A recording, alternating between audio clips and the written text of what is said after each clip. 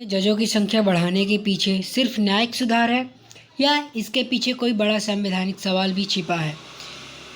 Money bill के जरिए 38 जजों की जो संख्या है वो बढ़ाने की चर्चा ने नई बहस छेड़ दी है। क्या यह फैसला संविधान के मुताबिक है और इसका देश की न्याय व्यवस्था पर क्या असर पड़ेगा?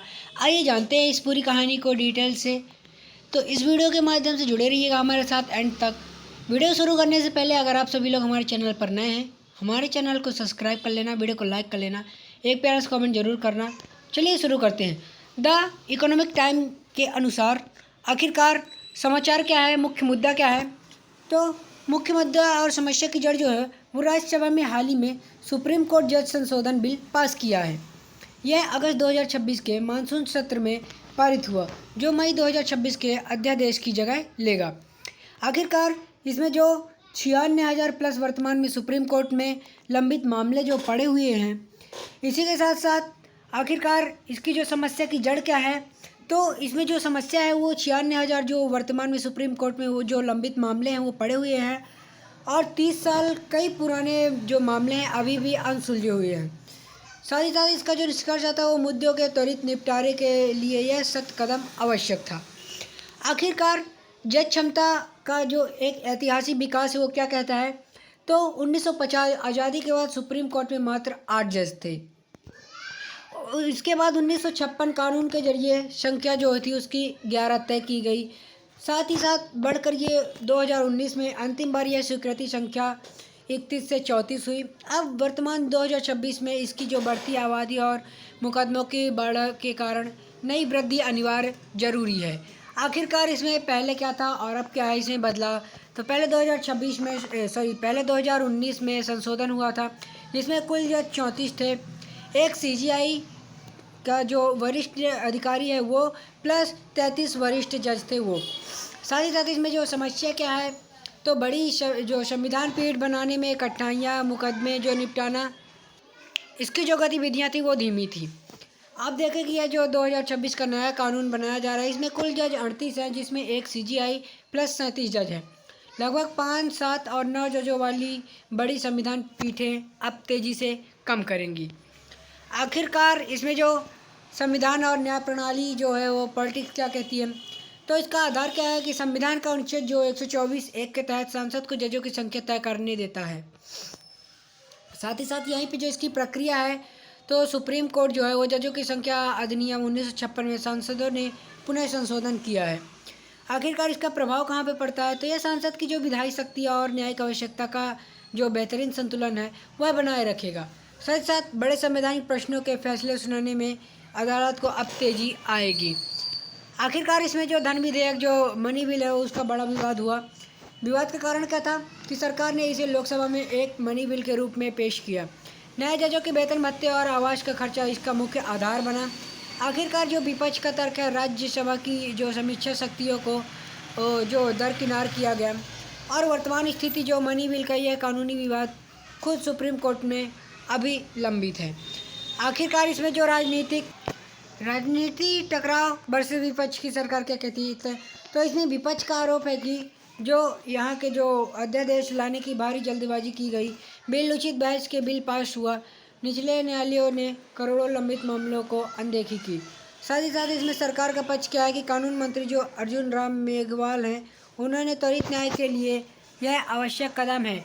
जज के बढ़ने से सालों पुराने जो मामले हैं वो तेज़ी से निपटेंगे। लक्ष्य न्याय प्रणाली को सुलभ और पारदर्शिता बनाएगा। साथ ही साथ इसकी जो पारदर्शिता है वो बनाना है। आखिरकार इसमें आगे देखें कि जो नागरिकों के मौलिक अधिकारों पर क्या प्रभाव पड़ेगा, तो इसमें जो है वो त्वरित न्याय यानी अदालत में त्वरित न्याय मिलने से नागरिकों के मौलिक अधिकारों की रक्षा हो गई, यानी जल्दी उनको न्याय मिल जाएगा।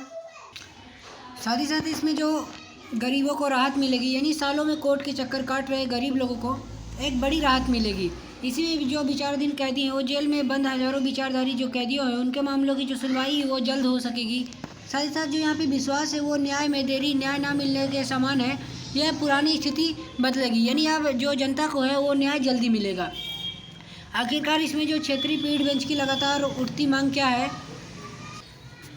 तो यहाँ पे जो इनकी भौगोलिक बात जो दिल्ली जो बहुत दूर होने से दक्षिण और पूर्वोत्तर राज्यों के दूर दराज के गरीब वादियों को भारी परेशानी होती है।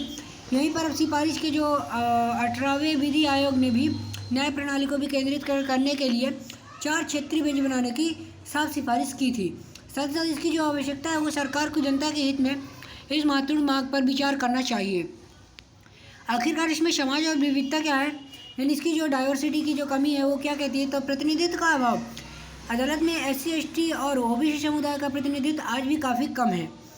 आखिरकार इसमें लिखा अनुपात क्या है, तो महिला जजों की जो संख्या भी है वो देश में आधी आबादी से सही अनुपात में नहीं है। साथ साथ जो कॉलेजियम प्रणाली है वो जज नियुक्ति करने वाले कॉलेजियम प्रणाली को अधिक समावेशी और पारदर्शिता बनाना होगा। हर छोटे बड़े और कमज़ोर वर्ग का चेहरा जो है वो दिखना चाहिए। आखिरकार इसमें हम आगे देखें तो जो ये बुनियादी ढांचा और इसकी जो बड़ी चुनौतियां हैं, तो स्थान की कमी, यानी जजों की संख्या तो बढ़ गई लेकिन कोर्ट रूम और चैम्बर की भारी कमी है। साथ साथ वकीलों की ज़रूरत है इसमें, तो वर्तमान में 400 से अधिक जो वकील हैं उनको न्याय चैम्बर की आवश्यकता है। जो यहाँ पे 400 जो वकील हैं उनको अलग से जो न्याय चैम्बर है वो दिए जाएंगे। आखिरकार यहाँ पे जो पूर्व CGI की चेतावनी हो क्या है, तो पूर्व CGI ने सरकार को 27 नए कोर्ट रूल जो है उसकी जो तत्काल की ज़रूरत जो है बताई थी। बिना बुनियादी ढांचे की यह वृद्धि बेअसर साबित होगी। आखिरकार यहाँ पे देखें कि जो विदेशी नीति और इसका जो भू राजनीतिक प्रभाव है उस पर क्या प्रभाव पड़ेगा, तो यहाँ पे अंतर्राष्ट्रीय छवि मजबूत और तेज न्यायपालिका से अंतर्राष्ट्रीय स्तर पर भारत की छवि जो है वो बेहतर होगी। आखिरकार जो यहाँ पे विदेशी निवेश है वो जो FDI है वो व्यावसायिक विवादों का तेज़ी से निपटारा देश में बड़े प्रत्यक्ष विदेशी निवेश को आकर्षित करेगा। आखिरकार रूल ऑफ लॉ क्या कहता है, तो सुदृढ़ कानून का जो शासन है वो भारत को एक मजबूत वैश्विक आर्थिक शक्ति जो है वो बनाएगा, कूटनीतिक संबंधों को मजबूत करेगा। साथ ही साथ आखिरकार यहाँ पे जो भविष्य की दिशा है वो क्या दिखी जा रही है, जो दूरगामी परिणाम है वो क्या कहता है, तो यहाँ पे जो तकनीकी AI है उसके मामले में त्वरित निपटारे के लिए तकनीकी सुधार और AI का प्रयोग भविष्य में जरूरी होगा। आखिरकार इसमें सामंजस्य जो जनहित के मामलों को लेकर न्यायपालिका और कार्यपालिका के बीच बेहतर सामंजस्य बनेगा। साथ ही साथ जो यहाँ पे अंतिम लक्ष्य वो एक ऐतिहासिक कदम से अंततः भारत का जो संविधान है, न्याय व्यवस्था और लोकतंत्र अधिक सुरक्षित होगा। ठीक है, तो आखिरकार वीडियो आप सभी लोगों को अच्छी लगी। अगर हमारी वीडियो अच्छी लगी है तो हमारे चैनल को सब्सक्राइब करना, वीडियो को लाइक करना, एक प्यारा सा कमेंट जरूर करना। डिस्क्रिप्शन में हमारे टेलीग्राम चैनल की लिंक दी हुई है, वहाँ से टेलीग्राम चैनल हमारा ज्वाइन करिए और इसकी PPT आपको वहीं पर प्राप्त हो जाएगी। मिलते हैं नेक्स्ट वीडियो में, तब तक के लिए जय हिंद, वंदे मातरम।